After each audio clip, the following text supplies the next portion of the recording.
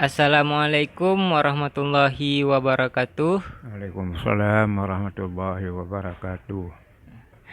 Sebelum kita memulai, mari sama-sama kita mengucapkan alhamdulillahirabbil alamin. Segala puji bagi Allah Subhanahu wa taala yang masih memberikan kepada kita semua kesehatan sehingga kita masih dapat melaksanakan berbagai aktivitas hingga hari ini. Salawat dan salam kepada junjungan kita Nabi Muhammad sallallahu alaihi wasallam. Baik, sebelumnya saya ingin mengucapkan terima kasih yang sebesar-besarnya kepada Bapak yang telah meluangkan waktunya untuk berpartisipasi dalam kegiatan ini, sekaligus menjadi narasumber dalam podcast kami kali ini. Selamat pagi Bapak, bagaimana kabarnya? Sehat? Ya, selamat pagi, sehat walafiat. Baik, perkenalkan nama saya Rifi Al-Asyi. Saya mahasiswa dari Prodi Bimbingan dan Konseling Islam di IAIN Langsa. Bapak dengan nama siapa? Dahlan. Nah, Bapak, boleh saya tahu apa kegiatan Bapak sehari-hari? Kegiatan sehari-hari berdagang. Oke, baik. Jadi teman-teman semuanya, narasumber kita kali ini yaitu Bapak Dahlan. Beliau merupakan salah seorang tokoh masyarakat di Desa Sungai Raya ini dan kegiatan beliau sekarang ini yaitu seorang pedagang. Nah, Bapak, kebetulan sekarang kami sedang melaksanakan kegiatan pengabdian masyarakat di Desa Sungai Raya ini. Jadi, maksud dan tujuan kami yaitu ingin meminta Bapak untuk menjadi narasumber kami untuk berdiskusi. Kita akan membahas tentang potensi dan perkembangan anak-anak. Anak yang masih berusia 4-8 tahun. Sebelumnya, boleh saya tahu apakah Bapak memiliki anak yang masih kecil atau cucu yang masih berusia 4-8 tahun? Kita memiliki cucu 2-5 tahun. Nah, baik Bapak, apakah cucu Bapak ini tinggalnya bersama dengan Bapak atau pisah? Tinggal bersama serumah. Nah, baik Bapak, sebagaimana yang kita ketahui bahwa anak-anak yang berusia 4-8 tahun itu merupakan masih dalam tahap masa awal pertumbuhannya. Anak-anak masih suka bermain dan mencari tahu hal-hal baru di sekitarnya. Pada usia ini, anak mempunyai daya serap yang sangat luar biasa. Tentunya, ia sangat perlu dibimbing dan dikawal oleh orang tuanya. Nah, jadi berdasarkan dari yang Bapak lihat, menurut penilaian Bapak, bagaimana pola asuh orang tua zaman sekarang? Apakah sudah baik atau masih ada yang kurang? Kita membicarakan masalah anak.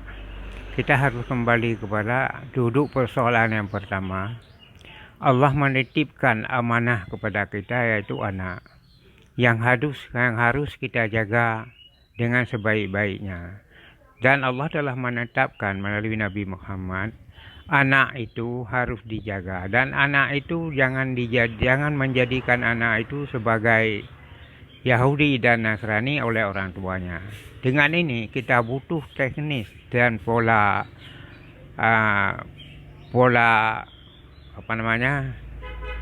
didik yang cukup mapan. Untuk itu kita harus meneladaninya macam mana orang-orang terdahulu yang telah mendidik anaknya hingga menjadi anak yang baik. Oke Bapak, baik. Nah, untuk menurut Bapak sendiri, bagaimana sih pola asuh orang tua yang baik dan benar? Saran Bapak gimana?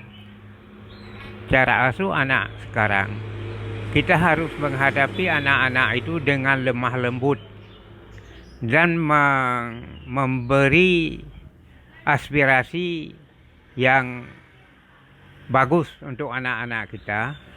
Walaupun anak itu masih kecil, kita harus memberikan aspirasi dengan bilha, dengan gaya kita atau dengan bahasa kita atau dengan tindakan kita. Oke, baik Bapak. Nah, kalau boleh kami tahu aktivitas apa saja yang sering dilakukan oleh cucu Bapak tersebut, baik itu ketika ia sedang sendiri atau bersama orang tuanya? Aktivitas dilakukan oleh anak-anak adalah dengan bermain-mainan dan melakukan hal-hal yang dia sendiri kadang-kadang tidak mengetahui apa manfaatnya. Dan selanjutnya, dikala berada dengan orang tuanya, mereka selalu mengharapkan sesuatu yang dia inginkan. Nah, baik Bapak, apakah cucu Bapak ada bermain HP? Kalau kita lihat anak-anak sekarang, semua anak-anak sudah bermain HP sejak usia dini. Maka dalam hal ini, orang tua membutuhkan satu kesiapan diri, perlu atau waktu untuk menjaga anak-anak itu jangan terlampau bablasan bermain HP. Baik Bapak, nah seperti yang kita ketahui juga bahwa perkembangan teknologi digital sudah sangat pesat di era generasi sekarang ini. Salah satunya yaitu HP. Jadi sangat sering kita melihat bahwa anak-anak di zaman sekarang sudah mulai terpengaruhi dengan berbagai macam fitur hiburan yang ada di HP. Salah satunya yaitu bermain game online dan lain sebagainya. Nah, bagaimana pandangan dan tanggapan Bapak terhadap anak-anak yang bermain HP di usianya yang sangat masih kecil? Anak-anak yang bermain HP di usia yang paling kecil itu akan terpengaruh pada otaknya dan akan akan terbiasa melihat HP nantinya. Jalan keluar untuk itu adalah kita mencari pengalihan permainannya ke hal-hal yang positif. Nah, untuk menghindari kebiasaan bermain HP oleh anak-anak, menurut Bapak, aktivitas atau kegiatan apa yang harus dilakukan oleh orang tua untuk anaknya supaya anak tersebut bisa lebih kreatif?